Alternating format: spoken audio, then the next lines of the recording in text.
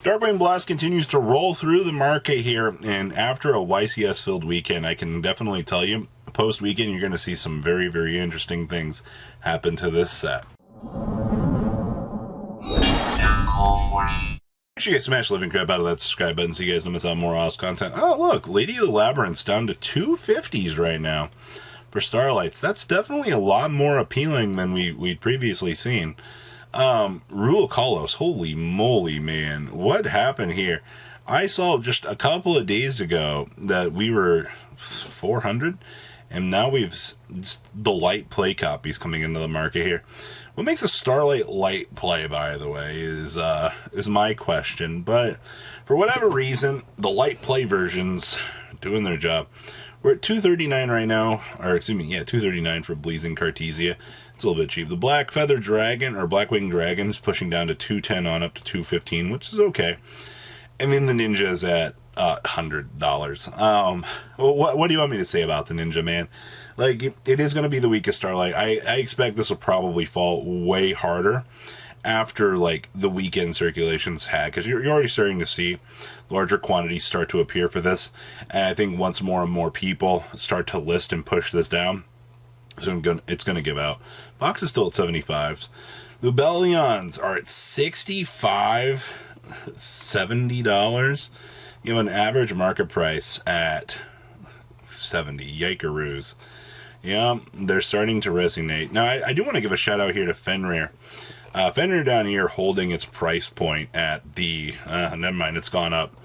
A lot of people right now have been looking at Fenrir, and they're going, well, YCS filled weekend, people are buying this card up. This card is absolutely amazing. You'll see more of these repopulate on the market, but yeah, considering the fact that this card is the absolute monster, I'm not surprised to see just a massive market movement on this. So right now, keep an eye on this. It's definitely interesting. Cartesias look like they're starting to ramp up a little bit here as well. Excellent extender for the deck. We just got the new support for this for Photon Hypernova. I like how it took Photon Hypernova to make this card look really good for the release of this card. If not, I think that this card would have bottomed out pretty hard. I also don't think Rukalos down here is going to maintain this $20 price point for very long. I think this one's going to blow itself out like good old Kaleido Heart did. The News Reporter at 17, that's a little bit up there. Sprint at 19 bucks, we'll see if that holds. Spellbound holding at 17. Silver Castle at 17. Ignis Heats at, wow, 14 bucks.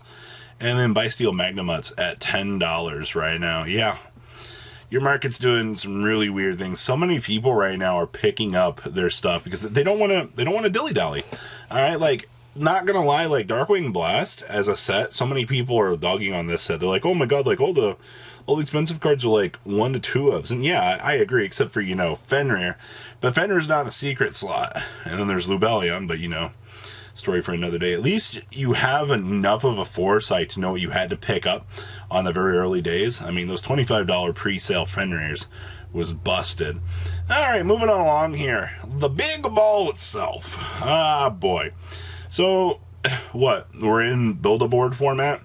Your opponent sets up big, giant, fieldy-wieldy, and then you have to call down big ball in the sky in order to break a board.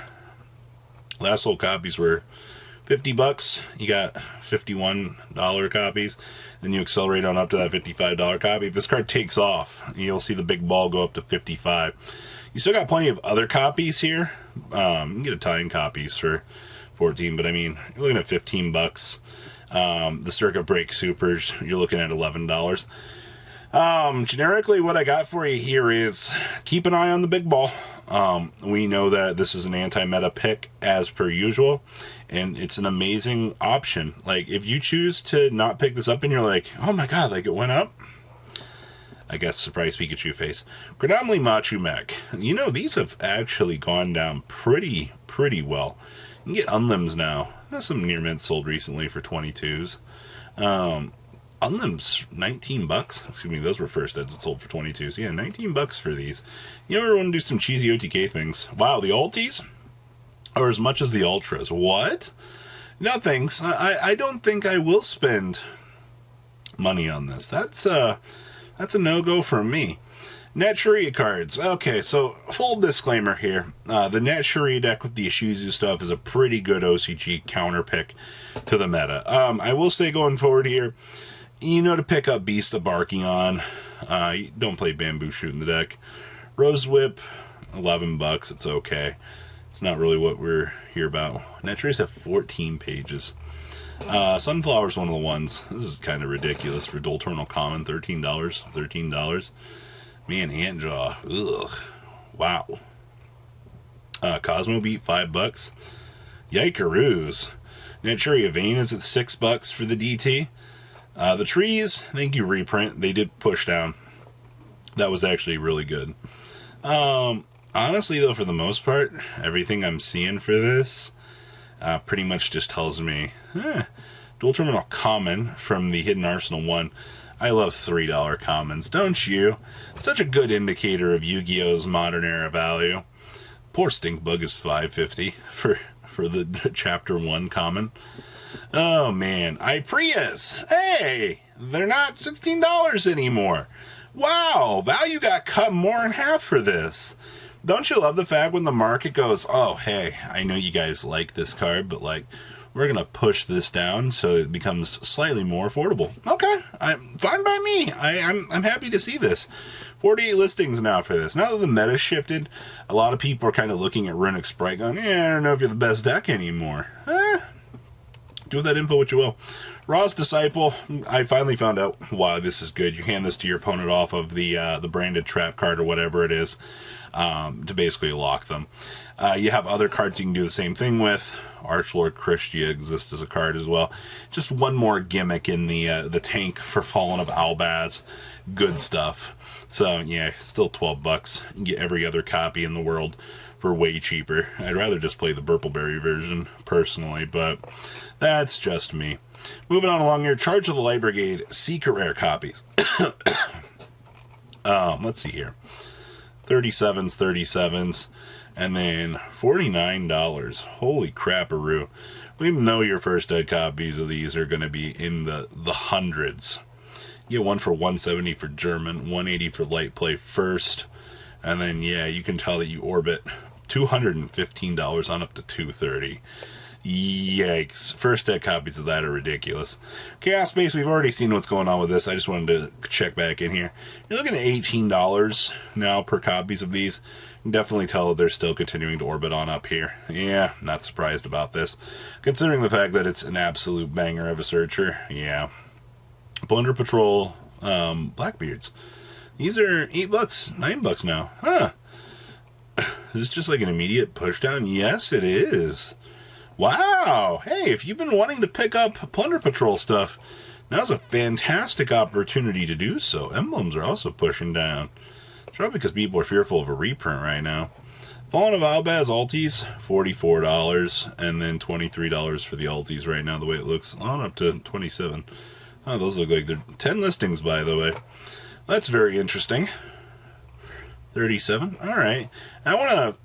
My friend requested I pull up Bandai Yu-Gi-Oh! I was kind of curious just to kind of take a little bit of a gander through here. So these are like sorting high to low. These aren't going to be necessarily your high price points on these. Some of these Gate Guardians, $3,900. It's so beautiful. Swords is $3,300 now. Holy crap. I believe these were what, like former prize cards? Holy crap. $2,700. Why does this... What does it look like? Oh, it was just the lighting for that. That's a terrible picture, by the way. Absolutely horrible. The Mirror Force. Oh, that actually looks... That looks sick. But that corner is so devastating. Okay. Yeah, there's a Gate Guardian, a PSA 4. You want $2,000 for a PSA 4. That's interesting. Looks so cool, though. But as you can see, like, the price card versions of the Bandai cards obviously are going to be, you know, way more expensive than, say, your, I guess your regular copies. You got plenty of other versions. Oh my gosh. That just best match. Take me back here. All the expensive ones. Gosh. Yeah, and then you get the cheaper ones, which I think the cheaper ones are perfectly fine. You get an Exodia set for 15 on bidding right now. It'll probably go up much higher. But a lot of these bidding ones, man, the PSA 10 set for $5,000. Huh. You know, I will just say that, like, some of this stuff just for collecting purposes actually is pretty freaking cool, man. So, what do you guys think about today's market? Please leave a comment down below, tell me what you guys think, and I'll see your beautiful faces back here later in the day, guys. Peace out. Patrons, thank you.